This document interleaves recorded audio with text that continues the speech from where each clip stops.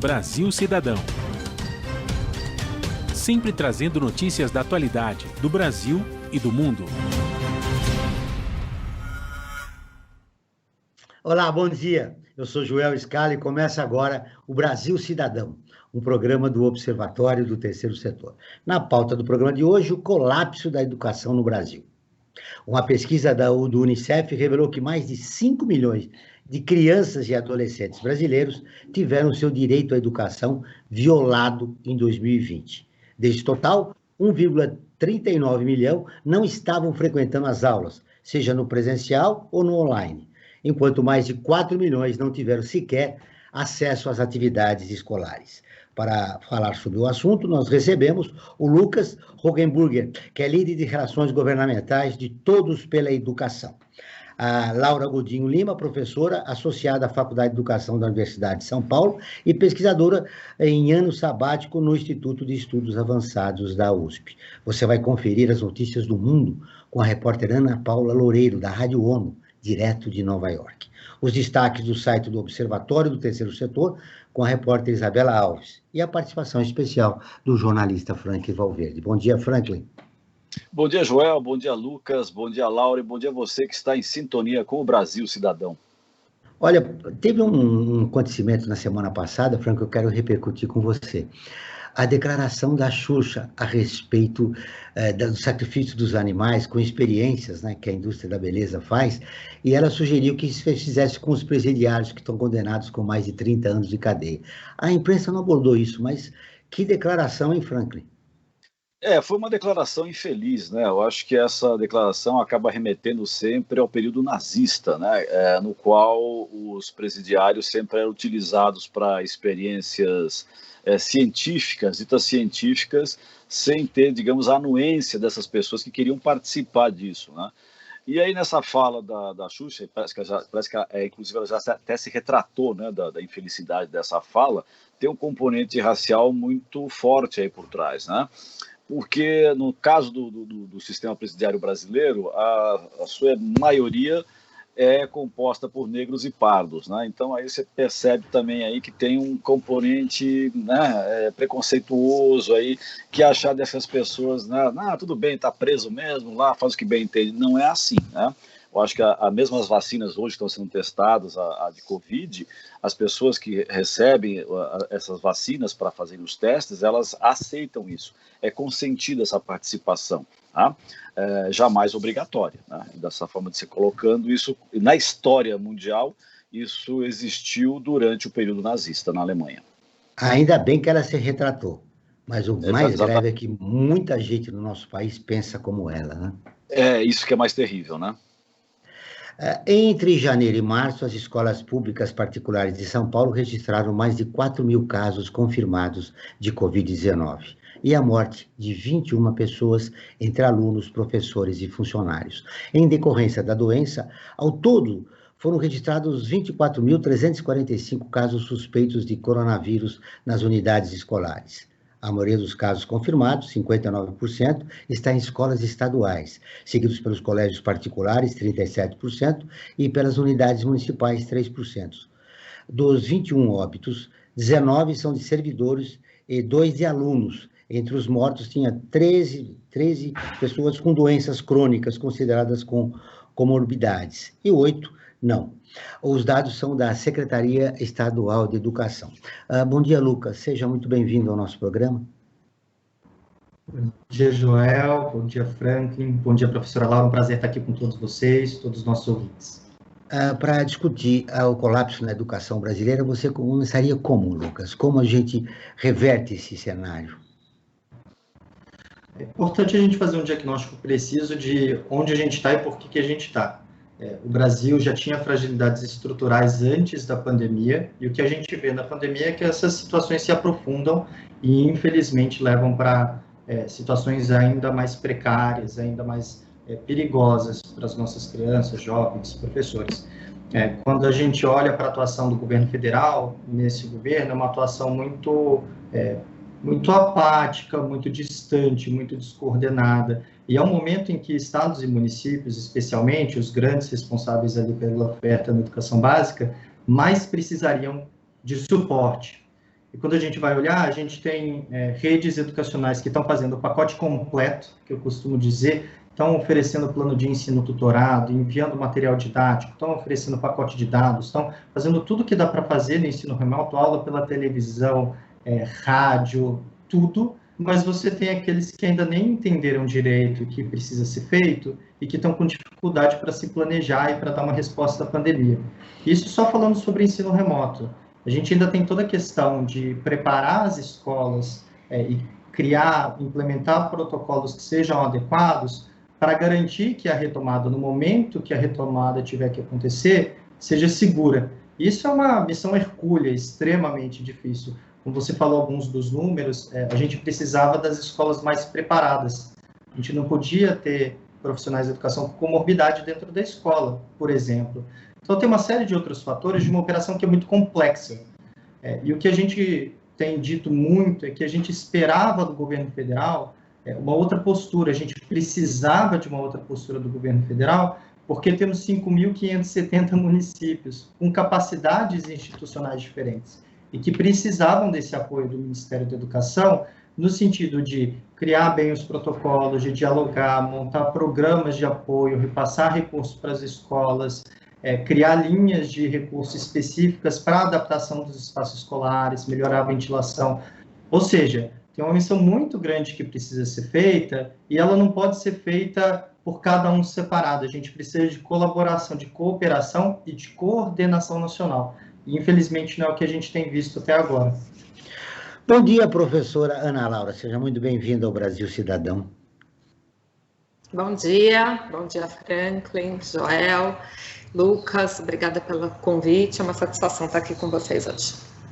Professora, o Lucas está falando que era necessário um diagnóstico preciso e que já vem alguns problemas na educação brasileira, não surgiram na pandemia, né? Talvez agora eles foram ampliados. A senhora como pesquisadora, né, como produzir neste momento um diagnóstico preciso para dar uma resposta à educação brasileira no pós-pandemia?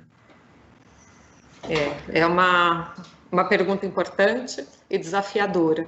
Acho que tem algo que eu acho importante dizer é que, embora, enfim, né, a educação brasileira, especialmente a educação pública, enfrente desafios, né, que são desafios muito grandes relacionados à complexidade mesmo do que significa um sistema público de ensino num país da dimensão do Brasil e com as desigualdades sociais que caracterizam o nosso país, né? Isso é uma coisa, né? Sem dúvida que o cenário já era desafiador antes da pandemia, mas, por outro lado, acho que é importante também registrar o quanto a pandemia se apresentou como uma espécie de acontecimento inédito, né? Algo que, de fato, vai ser marcante aí na história da educação, porque nunca houve, né? Desde que se instituíram internacionalmente os sistemas públicos de ensino, já desde a partir da metade do século XIX, nunca houve uma interrupção das aulas dessa magnitude. Então, é um acontecimento muito impactante, né? Pensa a pesquisa, é claro que, enfim, nesse momento, tanto na Faculdade de Educação quanto, enfim, né, em diversas outras instituições, inclusive do terceiro setor e etc., se buscou fazer, né, um diagnóstico rápido de consulta a professores, a escolas, instituições e etc. Acho que todo mundo que atua de alguma maneira nas redes, que é professor e etc., foi convocado a responder uma série de consultas sobre como, né, estava vivendo esse período, quais eram as maiores dificuldades, etc., etc. É claro que isso vai produzindo um conjunto de dados que é importante, né, mas também, por outro lado, uma pesquisa, digamos, né, que nos permita perceber com mais clareza o sentido, enfim, e os efeitos mesmo, né, desse acontecimento que, enfim, né, atingiu como um raio, né, a educação, não só brasileira, mas mundial.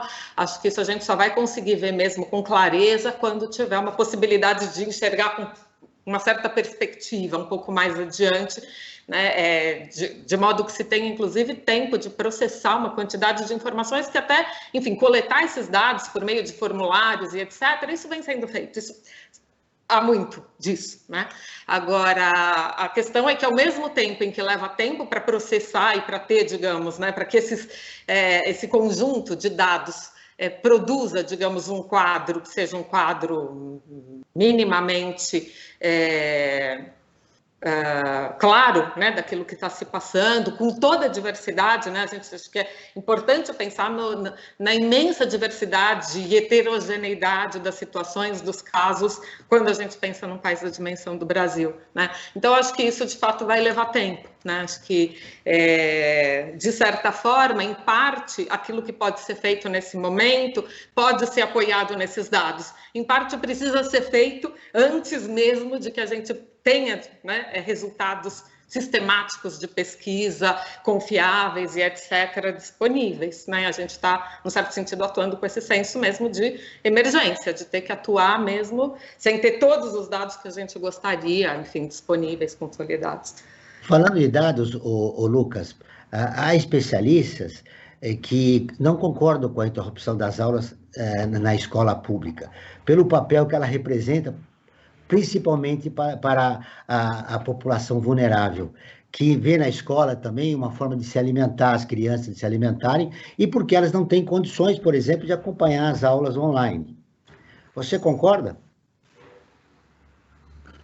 Joel, esse é um debate que ele não pode ser feito de forma binária. Não pode porque todos que trabalham com educação sabem que as escolas são um equipamento de proteção social fundamental e importantíssimo. Eu acho que não tem nenhuma pessoa que você vai conversar no campo da educação que vai te falar diferente disso. A questão é como fazer, né? E em que momento fazer, quais as condições. Então, tem alguns mecanismos que a gente precisa ter, que a gente chama quase de mecanismos acessórios para a gente conseguir garantir essa proteção social. Então, ano passado, várias redes fizeram iniciativas importantes de distribuir merenda para a casa das famílias, das crianças que não estavam podendo ir para a escola, ou de fazer cartões magnéticos, a exemplo de como é o Bolsa Família mesmo, para essas famílias poderem comprar a merenda ali das crianças que não estão podendo ir para a escola. A escola é também um ambiente importante de segurança alimentar. Por outro lado, quanto mais tempo as escolas continuam fechadas, vai ampliando a lacuna de aprendizagem, e como a professora Laura falou, o Brasil é um país muito desigual, estruturalmente desigual, então a pandemia tem efeitos diferentes para grupos sociais, grupos raciais diferentes também. E essa é uma questão que precisa ser observada. É óbvio que, idealmente, a gente teria uma estrutura onde o ensino remoto é garantido para todo mundo o tempo todo, e é um ensino remoto efetivo, muito bem construído, e, simultaneamente, todas as escolas estariam com condições de infraestrutura e protocolos e higienização garantidas também para você ter a retomada das aulas presenciais nos momentos que a pandemia tiver uma tendência um pouco melhor, né? A grande questão é que isso é muito heterogêneo no país. Você tem algumas redes educacionais que estão fazendo aquele pacote completo que eu comentei, outras que ainda não estão preparadas. Então, não pode ser uma questão de as escolas têm que estar abertas ou as escolas têm que estar fechadas. Tem que ser uma questão de como a gente coloca a educação em primeiro lugar, como a gente prioriza a aprendizagem e o acolhimento das nossas crianças sem prejudicar o resto da população, sem prejudicar os profissionais da educação, sem aumentar o contágio. Até alguns artigos têm mostrado que vai ser um ano de abre e fecha de escolas, né? Porque você tem que ter rastreamento, tem que ter testagem, tem que garantir que no momento que uma escola, quando for reaberta, tiver um foco de incidência, tenha protocolos para fechar essa escola e controlar os casos. Então, isso vai ser uma coisa normal em 2021, ou pelo menos deveria ser, né, se bem implementado. É verdade, mas tem um dado que os médicos infectologistas revelam, que é o seguinte: a criança nunca passaria, ela é do grupo menor de risco. O problema seria a contagem com os professores e pais e funcionários das escolas, sobretudo das escolas públicas. Claro, obviamente, vacinando todo esse grupo, que seria considerado grupo de risco, que é uma escola realmente fechada, ela deixou, com dados revelados aí oficialmente, 9 milhões entre crianças e adolescentes sem acompanhar. Quer dizer, houve um prejuízo na educação da população mais vulnerável do país. Eu queria saber a sua opinião, professora Ana Laura. A senhora concorda que as escolas poderiam estar abertas se tivesse um plano do governo para imunizar professores e funcionários? Bom, a nossa esperança, a nossa expectativa é que, uma vez imunizados, né, os professores e os funcionários, seja possível uma volta que provavelmente será ainda uma volta gradual, né? Embora seja verdade que as crianças não pertencem ao grupo de risco e, inclusive, que crianças assintomáticas, né? Enfim, as pessoas assintomáticas, de uma maneira geral, corram muito menos risco de vir a transmitir para os seus parentes, enfim, o vírus, né? Ainda assim, não dá para dizer que seja seguro para uma criança contrair coronavírus, né? Porque há casos em que as crianças contraem, ficam doentes, adoecem e morrem. Há casos, né? Embora não seja... Em muitos casos no país já estão acontecendo isso. Pois é, e aí, inclusive, há uma síndrome muito grave relacionada ao sistema circulatório, que atinge principalmente crianças e que foi relacionada com o coronavírus. Há também casos de crianças com comorbidades e que, portanto, né, estão em situações de maior perigo. Então, eu concordo aí com o Lucas que é preciso pensar, né?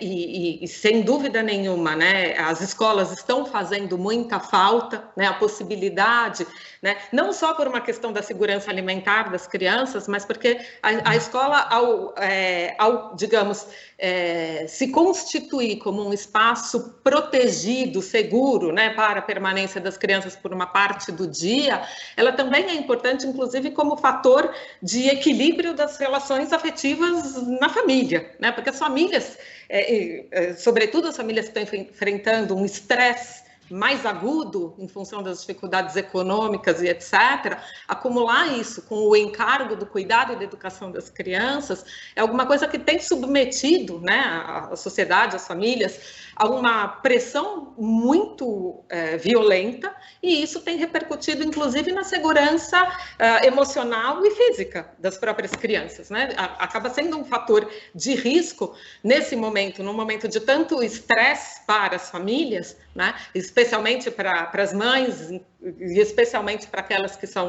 assumem o encargo, né, sozinho do cuidado dos próprios filhos e, ao mesmo tempo, precisam buscar garantir o sustento, a sobrevivência, etc., as crianças estarem nesse momento totalmente entregues, né, ao poder, né, à tutela exclusiva da família, é alguma coisa que intensifica, digamos assim, uma tensão e a própria insegurança das crianças, né? Então, é claro que tem aí um quadro muito complexo de ser avaliado, que é o que é mais perigoso para as crianças, né? É contrair o risco, digamos, ter o risco de contrair o coronavírus na escola, ou, em alguns casos, para algumas crianças, não ter a possibilidade de passar um período na escola, né? Enfim, atendida, digamos, por um conjunto de profissionais, num espaço preparado para isso e etc., também, né? E a gente sabe disso, né? Que uma série de crianças está em perigo por não poder estar na escola, né? Exatamente o que eu ia falar, professora.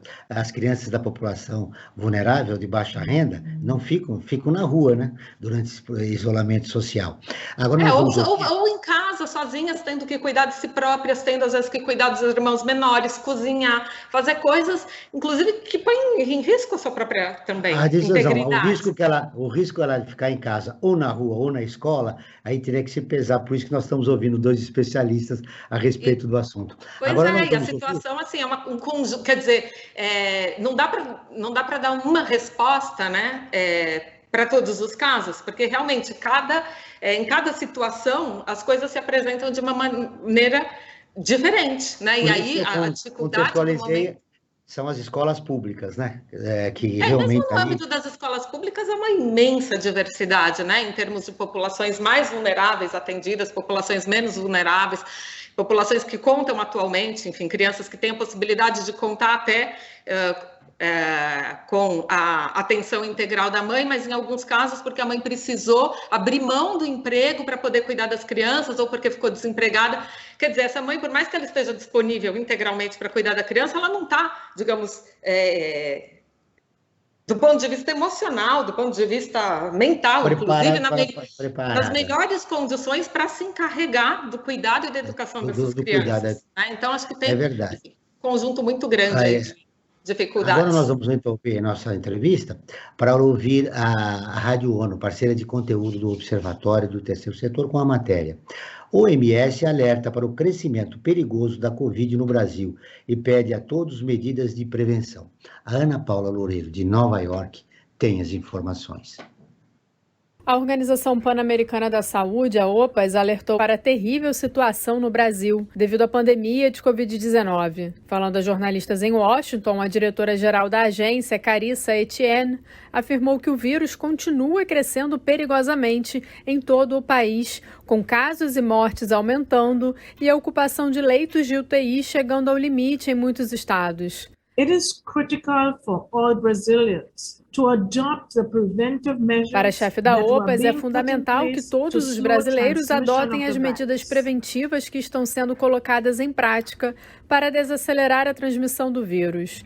Etienne contou que a situação já afeta os países vizinhos. Os casos sobem na Venezuela, perto da fronteira com o Brasil. Mais de 1.200.000 pessoas foram diagnosticadas com Covid-19 nas Américas e mais de 31.000 morreram da doença. Houve mais notificações nesses 7 dias do que na semana anterior. Os casos começaram a estagnar em países como os Estados Unidos, Canadá, México e Panamá, mas aumentaram na Guatemala, no Chile, no Paraguai e no Uruguai. No Caribe, a maioria dos casos ocorreu na Jamaica, onde aumentaram continuamente por várias semanas. Outras altas ocorrem em Cuba, Aruba, Curaçao e Antigua e Barbuda. Para Carissa Etienne, esta situação é uma emergência ativa de saúde pública. Da ONU News em Nova York, Ana Paula Loureiro. Continuamos com o Brasil Cidadão, programa do Observatório do Terceiro Setor. Já estamos falando sobre o colapso da educação no Brasil, com Lucas Rogebrugger, líder de Relações Governamentais de Todos pela Educação, e a professora Ana Paula Godinho Lima, que é professora associada à Faculdade de Educação da Universidade de São Paulo. Franklin, o número de mortos no país não para de crescer, mais de 3.000 por dia. É verdade, João. Acho que como não teve desde o início uma política bastante clara do governo federal de combate à pandemia, o vírus tomou conta do país. Tá? Acho que ele dominou todos os estamentos sociais do país. O governo é muito lento em tomar atitudes, principalmente o presidente da República, ele é reticente demais no combate, com idas e vindas, enfim, a gente não sabe para que lado que vai, parece aqueles aparelhos de aeroporto, biruta de avião, que cada hora bate para um lado, conforme o vento vai. Enfim, então nós vivemos dentro desse caos, né, Joel, infelizmente. Joel, eu queria aproveitar também o momento e falar que os nossos e as nossas ouvintes podem entrar em contato diretamente conosco, do Observatório Terceiro Setor. Nós temos uma linha aberta, direta com todos e todas, que é através do nosso WhatsApp. Tá? Por ele, as pessoas podem enviar suas sugestões de pautas, podem fazer suas críticas, elogios também, né? Quem não gosta de ouvir elogios, na verdade, Joel? Enfim, essa é a linha direta, aberta com todos os nossos e as nossas ouvintes. E anotem o número, então, prefixo aqui de São Paulo, tá? 11 98851 2317. Eu vou repetir, 98851 2317, prefixo 11 aqui de São Paulo. E Joel, em todos os programas nós costumamos fazer uma enquete sobre o assunto que nós estamos abordando, como hoje, por exemplo, o colapso da educação. Nós perguntamos para os nossos e as nossas ouvintes e pessoas que nos seguem em nossas redes sociais, se elas acham que o Brasil efetivamente está passando por um colapso da educação. E olha só o resultado, 97% das pessoas que responderam à nossa enquete disseram que sim, que elas acreditam claramente que o Brasil passa por um colapso na educação, quando há 3% que acha que não, que está tudo bem, está tudo maravilhoso. Né? Enfim, os números aqui mostram claramente que a população ela está claramente preocupada com os rumos que a educação no Brasil vem seguindo. E, Joel, falando em educação, eu queria colocar uma questão tanto para o Lucas como para a Laura, né? Nós sabemos que a presença física, né, dos alunos e das alunas na sala de aula, na escola, o contato com os colegas, com os professores, isso é fundamental para a sua formação. Nós estamos praticamente aí há um ano, né, com algumas pequenas interrupções aí, há um ano mergulhados nessa pandemia. Enfim, o estrago já foi feito. Vamos ser realistas, né? Mas eu pergunto, tanto para o Lucas como para a Laura, diante dessa situação, o que pode se fazer para recuperar esse tempo perdido que já aconteceu, né, que não tem como você retroceder, de contato com seus amigos, com seus colegas, com seus professores ou suas professoras, que foi perdido durante esse ano? O que fazer para compensar, para tentar minimizar essa situação que essas crianças, esses adolescentes vivenciaram durante esse ano de pandemia? Lucas. Franklin, eu gosto de separar em 3 momentos, tá? E eu acho que eles ainda estão acontecendo. Então, a coisa do ensino remoto, tem alguns que dizem assim, já passou, vai voltar às aulas presenciais. Eu não concordo com isso. A gente ainda vai depender do ensino remoto durante um bom tempo, inclusive de forma complementar ao presencial. Então, aqueles que não fizeram precisam fazer com urgência, e aqueles que estão fazendo precisam melhorar. Assim que funciona, o governo serve para isso mesmo, né? Infelizmente, o presidente da República vetou há pouco tempo atrás um projeto de lei que era voltado a garantir internet e conectividade para os estudantes e para os professores. Então, a gente espera que o Congresso derrube esse veto, porque isso é fundamental para garantir esse primeiro momento.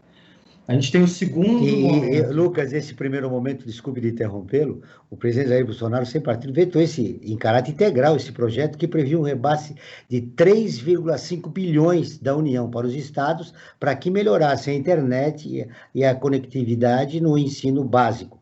O projeto vetado previa que os recursos beneficiassem alunos da rede pública com famílias que estão no cadastro único do governo para programas sociais, matriculados em escolas de comunidade indígenas e quilombolas, e os professores. Muito bem, tá aí, continuando, desculpe de interromper, só para acrescentar a importância desse dinheiro para atender a população vulnerável do país.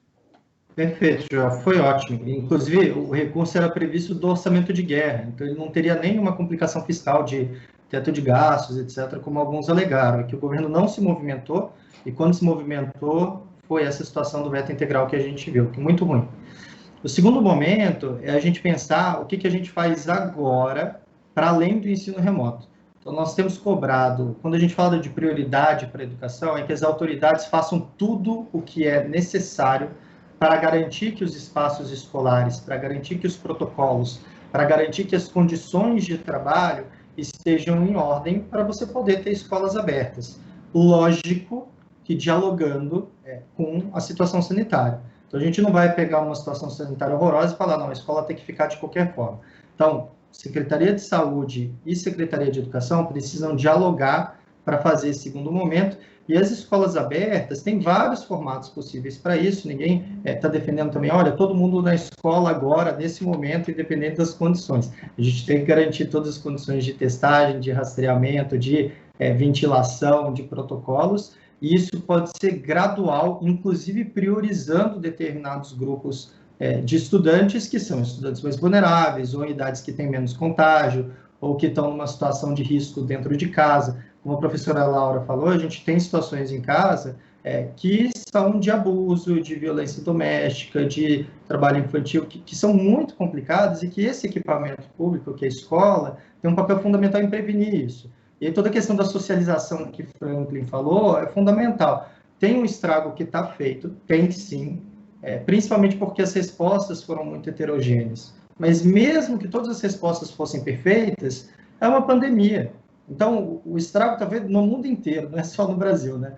E o que nos leva para o terceiro momento, que é quando a gente estiver saindo da situação, e se Deus quiser essa situação acaba logo mais, e a gente vai ter todo mundo imunizado, e a gente vai ter a vida voltando a um determinado grau de normalidade, é o que a gente precisa fazer. E a gente precisa fazer políticas estruturantes. A gente precisa melhorar a formação de professores, a gente precisa melhorar a seleção e formação de gestores escolares, precisa ter modelos de alfabetização bem construídos, ampliação do acesso à creche. Então, tem uma série de coisas que vão precisar ser feitas logo mais. E a gente precisa de gestores públicos preparados para fazer esse tipo de coisa. Então, primeiro e segundo momento é o momento da emergência, é o paliativo, em que a gente reduz o dano. O terceiro momento é o que a gente volta e a gente vai falar de acolhimento, de ter que acolher os estudantes, ter que acolher os professores, ter que acolher as famílias, os outros profissionais da educação, e aí trabalhar na recuperação da aprendizagem. Olhar para o currículo, ver o que ficou para trás, ver o que a gente não conseguiu ensinar nesse período, priorizar e focar na recuperação, na redução dessas lacunas, especialmente olhando para a desigualdade. A gente precisa entender que tem gente que ficou mais para trás e o sistema público precisa priorizar essas crianças que ficaram mais para trás e dar uma injeção adicional assim, de recurso, de esforço, de atenção para esses grupos menos favorecidos. Antes que a professora Ana Laura responda, eu vou dar mais um dado. Uma pesquisa realizada pelo Data Favela revelou que 55% dos estudantes de favelas do Brasil ficaram sem estudar durante a pandemia, por motivos que incluem a falta de local adequado de estudo, má conexão com a internet, a ausência de dispositivos adequados e a distância dos professores. Professora Ana Laura, mais um dado para a sua resposta à pergunta do Frank. Pois é, acho que importante esses dados, né, que você acaba de apresentar, porque eles evidenciam a gravidade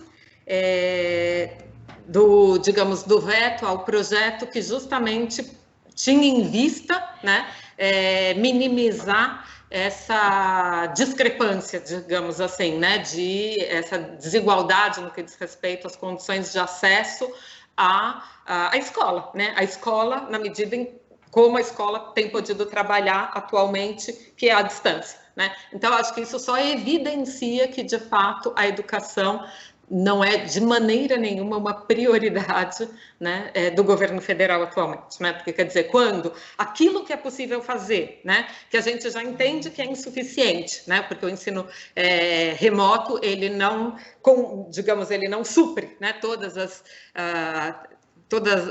as oportunidades, ele não equivale, digamos assim, a todas as oportunidades que a escola presencial oferece de formação para as crianças, né? Mas, quer dizer, na medida em que isso o que é possível nesse momento, o governo, num certo sentido, considera que não, isso não dá para fazer, isso não cabe, bom, então, de fato, é porque a educação não é considerada uma prioridade, né? Agora, no que diz respeito, né, eu concordo, enfim, com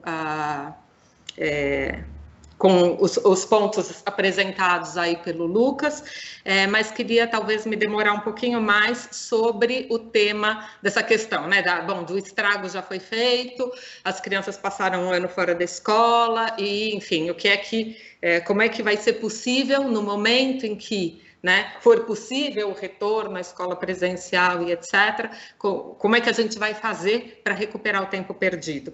Não sei se dá para falar em termos de recuperar o tempo perdido, mas, por outro lado, às vezes tenho ouvido falar também de uma geração perdida, e aí eu acho isso muito perigoso, né, a gente pensar em termos de, enfim, de abrir mão de uma geração, porque essa geração foi atingida, né, por um acontecimento imprevisto e de repercussão, de efeitos, sem dúvida, impactantes na sua formação. Mas, no caso desse termo geração perdida, é a exclusão social que já vem há algum tempo, pela desigualdade do país, né? Sim, pois é, mas a gente não pode desistir dessa geração, na medida em que eles estão vivos e que eles têm a possibilidade de aprender, né?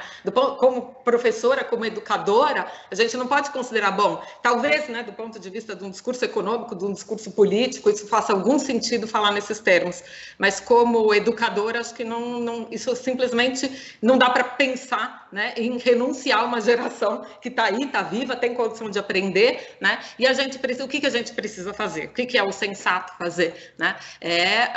Ir buscar as crianças onde elas se encontram, no que diz respeito ao seu processo de aprendizado, né? E não do ponto onde a gente parou, porque há casos em que as crianças foram avançando e há casos em que as crianças talvez tenham regredido em relação ao ponto em que estavam quando iniciou a pandemia e as escolas foram fechadas, né? Acho que, sobretudo, o Lucas falou sobre a alfabetização, né? As crianças que estavam em processo inicial de alfabetização e etc., e de repente perderam totalmente contato com a escola, talvez seja preciso, num certo sentido, ir buscá-las onde elas estão nesse momento, né? E aí não adianta também imaginar que a gente vai conseguir, digamos, condensar o currículo e fazer com que as crianças aprendam em 3 meses aquilo que não aprenderam em 1 ano e 3 meses, né? É mais ou menos como querer fazer alguém que passou fome por 1 ano, comer tudo que deveria ter comido agora para compensar. Isso simplesmente, ou dormir tudo que a pessoa que tem, né, uma privação de sono muito grave, de repente agora você vai dormir todas as horas que você não dormiu. Isso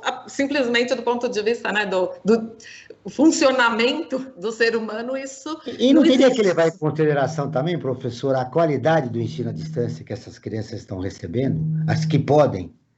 Que é também absolutamente heterogênea, né? Agora, tem um outro aspecto, talvez, que a gente precisaria pensar, é que, embora eu seja absolutamente, entenda, né, que o ensino presencial é insubstituível, né, no sentido de tudo aquilo que ele proporciona em termos de...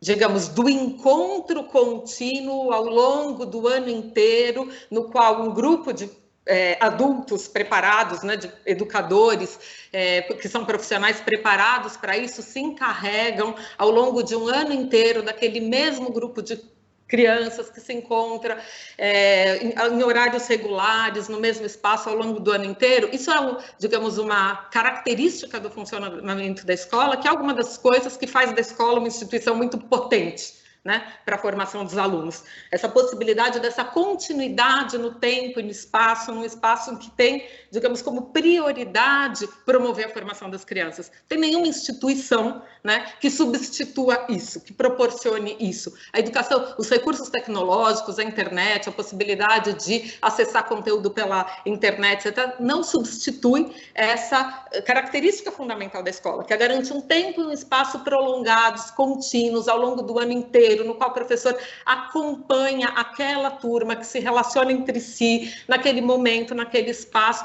Isso tudo é absolutamente insubstituível. Por outro lado, seria preciso pensar também que o modo como a escola funciona atualmente, as turmas de 30 alunos, né, que frequentam a escola de segunda a sexta-feira por 5 horas aproximadamente, isso tem uma certa variação todos os dias, talvez em parte isso possa ser revisto, né? Isso também, de certa forma, a escola funciona assim um pouco por um efeito de inércia, que foi o modo como se estabeleceu e foi se instituindo, né, a educação básica, né? E talvez, então, nesse momento, não seja possível que todos os 30, né, ou aproximadamente 30, retornem juntos para a sala de aula, mas uma frequência que seja uma frequência, talvez, mais espaçada, num primeiro momento, e etc., já vai fazer uma imensa diferença, né? No sentido das crianças terem um contato regular com os professores, com os colegas, naquele espaço, naquele ambiente preparado para isso.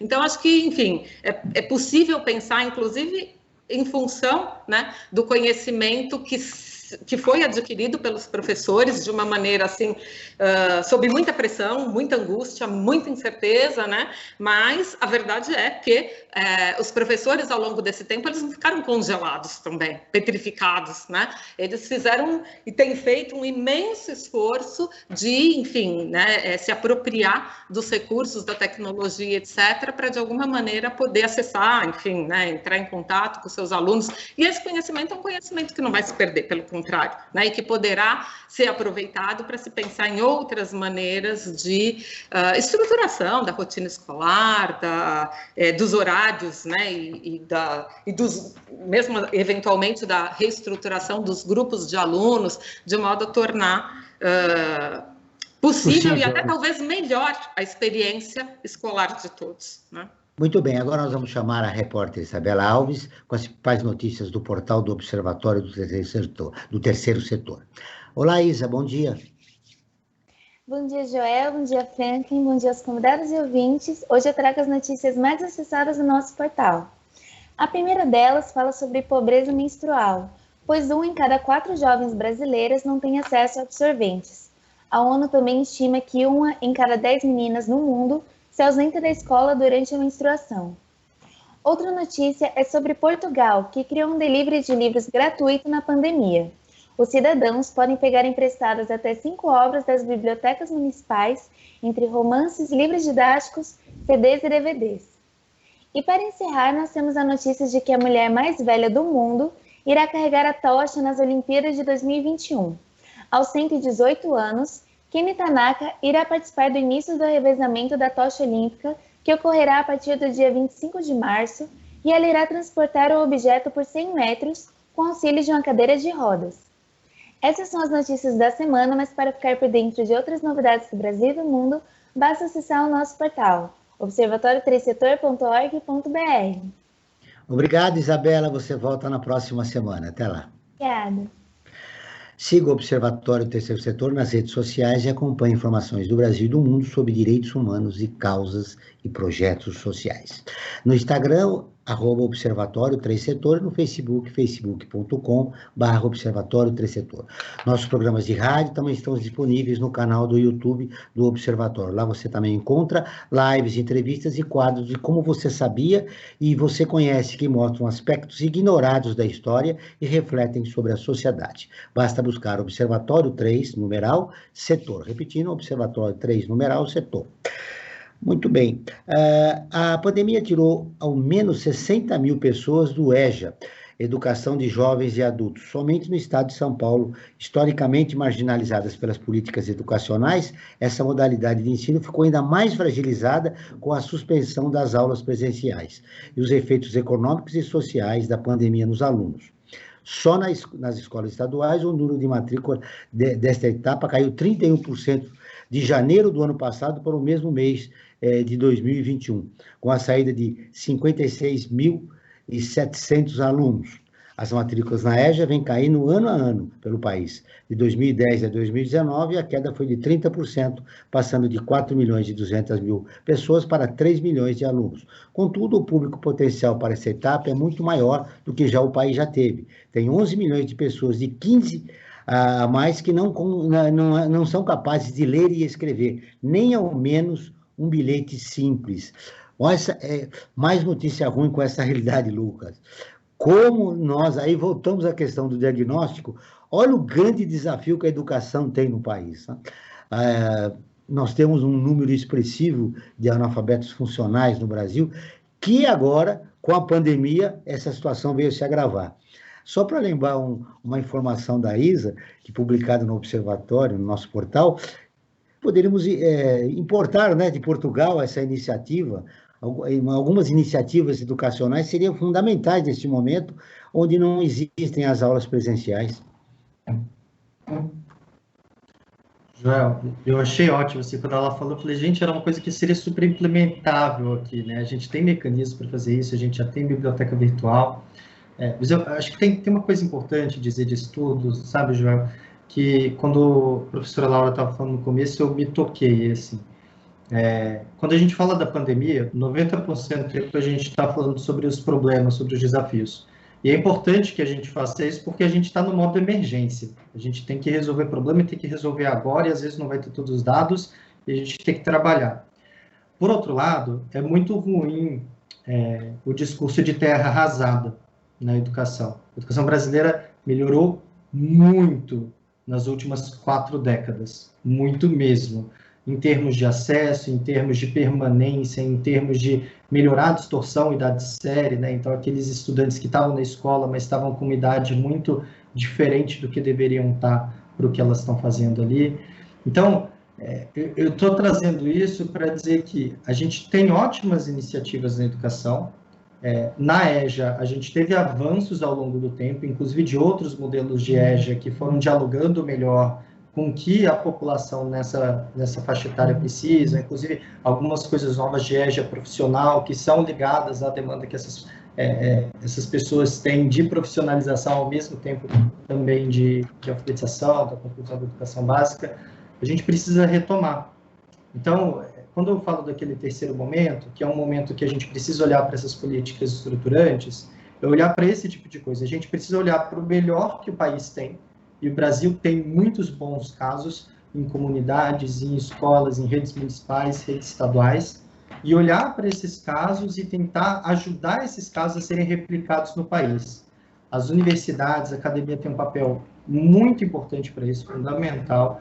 A sociedade civil, o terceiro setor também, Todos pela Educação, essa é uma das nossas missões, é dar visibilidade a isso, tentar ajudar esses casos a melhorarem, né, a ampliarem no país, e o poder público tem um papel fundamental.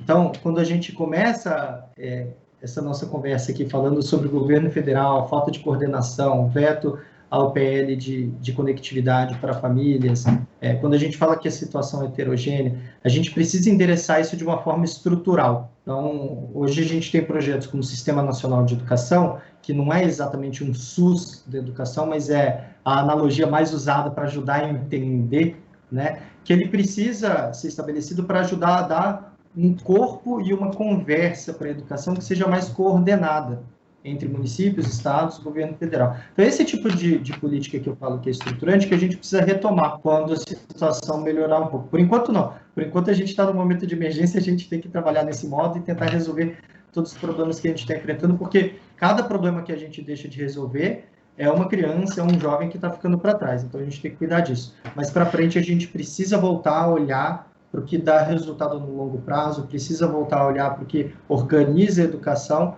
de forma a garantir que o principal, pedagógico, a aula, a socialização, os processos de construção social ali dentro da escola voltem a acontecer da forma que deveriam acontecer, ou como a própria professora Laura falou, melhor ainda, né? Isso é o que a gente É verdade. Antes de ouvir a professora Laura, eu quero ouvir o Frank Valverde, porque o observatório, aliás, a pandemia exigiu que a gente se reinvente, não só como pessoa, mas como sociedade. O observatório tem aí o Observatório em Movimento, mas essa é uma informação que o Frank vai trazer agora. Verdade, Joel. Nós estamos com essa campanha do Observatório em Movimento. Qual o objetivo dessa campanha que nós estamos fazendo? É fazer com que nós ouçamos especialistas das mais variadas áreas do conhecimento e que eles apontem dicas, que eles apontem caminhos de como nós vamos melhor viver esta época de pandemia e também da pós-pandemia, porque o mundo será diferente depois que essa pandemia passar. Disso tenhamos total certeza, o mundo não será o mesmo depois dessa tragédia mundial que nós estamos vivendo. E eu convido a todos e a todas para que acompanhem esse conteúdo da campanha do Observatório em Movimento no nosso portal, né, www.observatório3setor.org.br, 3 em numeral, e também nas redes sociais, no facebook.com/Observatório 3 Setor, no Instagram, @Observatório 3 Setor e no youtube.com/Observatório 3 Setor. E, Joel, eu queria colocar também uma questão que eu acho importante para ser debatida, né, também juntamente com as outras que estão sendo colocadas tão bem por você, com o Lucas e com a Ana Laura, que é o seguinte, o IAD, né, o ensino à distância, né, em tese, ele é bastante positivo. Né? Antes da pandemia, nós vimos que nem tudo eram flores, né? Podemos dizer assim. Muitas instituições do ensino privado, não todas, mas muitas delas, utilizavam o ensino à distância como uma forma de oferir lucros maiores. Né? Redução do quadro de professores, reduzir a sua estrutura, que não recebendo os alunos, né, que eles ficavam em casa, a estrutura tecnológica também, porque ele ia usar os aparelhos deles também, né? Enfim, veio a pandemia. Com isso, o ensino à distância passou a ser uma solução ou um caminho viável e possível para que se continuasse o ensino de todos e todas. Eu pergunto, pelo menos nessa tragédia toda que a gente está vivendo, nessa área do ensino à distância, nós tivemos avanços ou, infelizmente, ainda estamos engatinhando como antes da pandemia? Professora Ana Laura. Antes da professora responder, eu queria informar vocês que nós temos mais 10 minutos de programa. Realmente o tempo passou muito rápido, a gente tem uma conversa muito boa. As notícias não são boas, mas eu acho que os nossos dois convidados conseguiram clarear para os ouvintes a respeito da educação, do colapso da educação no Brasil. Então eu pediria que vocês fossem sintéticos, porque eu tenho mais uma pergunta para a gente fechar o programa. Professora Ana Laura. Vou tentar ser rápida. Bom, queria dar, assim, né, no que diz respeito, avançamos em relação à educação à distância. Em parte, né, o que aconteceu, né, de fato, se a gente quiser ser preciso, foi uma transição, né, da educação presencial para algo que a gente pode chamar, talvez com mais precisão, de ensino remoto do que propriamente de educação à distância, no sentido de que, em grande parte, né, o que os professores fizeram, eu incluída, foi mudar, né, a nossa forma de comunicação com os alunos para um formato à distância, mas que, de certa forma, reproduz aquilo que a gente aproximadamente fazia em sala de aula. E isso muito em razão do senso de urgência, né? A gente não teve, de fato, formação e nem tempo, né, para produzir uma versão EAD do curso que a gente ministrava antes, né? Isso acabou se revelando, enfim, a gente acabou conseguindo algumas coisas interessantes. Por exemplo, o grupo de estudos que eu coordeno na Faculdade de Educação com alunos desde a iniciação científica até o pós-doutorado, foi possível, né, ter a participação regular no meu grupo de estudos de uma professora que é da Universidade Federal do Rio Grande do Sul, né? Então, isso é alguma coisa muito interessante que anteriormente a gente não tinha, né? E que, né, eu gostaria que fosse de alguma maneira preservada, conservada. O curso que eu dei na pós-graduação na Faculdade de Educação, eu contei com uma aluna que fazia mestrado na Argentina, uma outra da Unicamp, enfim, né, situações que seriam provavelmente difíceis de acontecer em outras circunstâncias. Agora, para dar um exemplo também do que significa chamar de aula a educação à distância, né, pelo menos os nossos encontros síncronos, há relatos e não são poucos, né, quer dizer, uma prática que se instituiu entre os estudantes foi de, quando os professores gravam a aula, ouvir a aula em fast forward, de acelerar, digamos assim, o tempo da gravação para passar mais rápido. Quer dizer, isso, do meu ponto de vista, produz, digamos, uma distorção da experiência sobre a qual convém pensar, né? Ao mesmo tempo, quem estava dando aula assim remotamente via os alunos precisando se dividir entre prestar atenção na aula e os afazeres domésticos, o cuidado de crianças, ter que atender a campainha que tocava no meio da aula. Então, assim, né, acho que isso também, num certo sentido, esse período nos revelou tanto as possibilidades, né, do ensino à distância, quanto também as suas limitações, né, de modo... Deixa eu ouvir o Lucas também. Por favor, Lucas, rápido, para a gente fechar o programa, que eu tenho mais umas perguntas para vocês dois, para a gente fechar esse programa, o Brasil Cidadão de hoje. Joel, eu acho difícil a gente afirmar que necessariamente melhorou ou piorou. Aí, nessa, eu acho que a gente ainda vai ter que coletar os dados e ver o que aparece para ter certeza. Assim. O que a gente tem ao longo do tempo é que, em alguns momentos, como o Frank falou, os cursos de pedagogia à distância, por exemplo, aumentaram de forma vertiginosa, perdendo qualidade. A gente tem um estudo sobre isso, mostrou que esse aumento muito rápido fez com que a qualidade caísse. Eu espero que não seja o mesmo efeito que esteja acontecendo agora durante a pandemia, porque a verdade é que quem estruturou esse ensino remoto, como a professora Laura bem falou, estruturou muito rápido, em 1, 2 meses, 3 meses. No ensino superior foi de uma forma, na educação básica foi em outra. A gente tem redes que estruturaram, redes que não estruturaram, e a gente vai ter que ver para frente. É difícil dizer isso, mas por enquanto a gente ainda não tem uma boa resposta. O que a gente tem de literatura internacional é que o ensino remoto não está dando conta. Na Bélgica, na Holanda, tem alguns estudos já que já trazem dados sobre essa situação. Mas era esperado que não desse conta, porque a gente sabe que não é um substituto do que acontece na aula presencial, principalmente porque tem questão de formação, etc. Então, tem todo um processo. Aqui a gente ainda não tem esses dados. A gente vai ter que aguardar mais um pouquinho para dizer se deu certo, se não deu certo, quanto deu certo e onde deu certo. Porque justamente 5.570 municípios, 26 estados, mais DF, tem a beleza que vai surgir inovação. E os contrastes que existe nesse país, bem. Né? E os contrastes que existem no país, né? Mas tem que ser contemplados nessas aulas. E que às vezes nos surpreendem. porque a gente tem lugares em que socioeconomicamente são muito prejudicados que estão fazendo ótimas coisas, e lugares que têm mais recursos que estão deixando de fazer.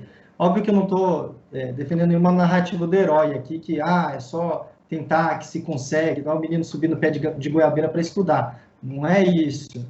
Mas é que a gente vai ter coisa boa surgindo. E a gente precisa olhar para essa coisa boa para reproduzir isso para o futuro. Né? De qualquer forma, você está sendo cuidadoso. Você quer indicadores para dar uma resposta mais positiva a respeito da qualidade do ensino à distância. Frank, fechamos mais um programa. Verdade, Joel. Fechamos mais um programa e um programa de qualidade. Muito bem. Para encerrar, 2020 foi o ano do medo. Medo da contaminação, medo do coronavírus. 2021, nós já estamos em março. Será o ano de quê, professora? Eu gostaria de acreditar que da esperança. Da esperança, porque agora a gente tem vacina, porque agora a gente tem conhecimento acumulado, né? Tanto sobre a pandemia, quanto sobre a educação à distância. Então, Lucas, você prefere, professora? Prefiro dizer que será o ano da esperança. Terminamos, então, um programa com a professora manifestando a sua esperança de mudanças que são fundamentais para nós resolvermos essas questões do país, tá? Essa profunda desigualdade que aqui existe. Lucas, será da esperança, do sonho, ou ainda permanece o medo? Acho que tem que ser da esperança e do sonho, tem que ser. Não é nem que, assim, a gente não tem opção. Se não for, a gente vai definhar. Mas tem que ser do sonho e do trabalho e da serenidade, assim. A gente precisa ficar calmo, entender que ainda é um período que a gente vai ter muitas restrições, muitas limitações e muitos desafios. Enfrentar desafios, aguardar, daqui a pouco a situação vai melhorar e ter que fazer a nossa parte para melhorar. O Brasil Cidadão está terminando. Eu agradeço a presença de Lucas Rogeburger, líder de Relações Governamentais do Todos pela Educação, a Ana Laura Godinho Lima, professora associada na Faculdade de Educação da Universidade de São Paulo. Esse programa foi produzido pela equipe do Observatório do Terceiro Setor. Na próxima quinta-feira, às 9 horas, acompanhe o nosso programa Observatório na Brasil Atual. Na pauta do programa, a Síndrome da Normalidade. Não perca. Ficamos por aqui, sempre na luta por uma sociedade mais justa, solidária, sustentável e tolerante. Até o próximo programa. Até logo, obrigada. Ficamos por aqui com Brasil Cidadão, um programa do Observatório do Terceiro Setor, sempre trazendo notícias da atualidade, do Brasil e do mundo.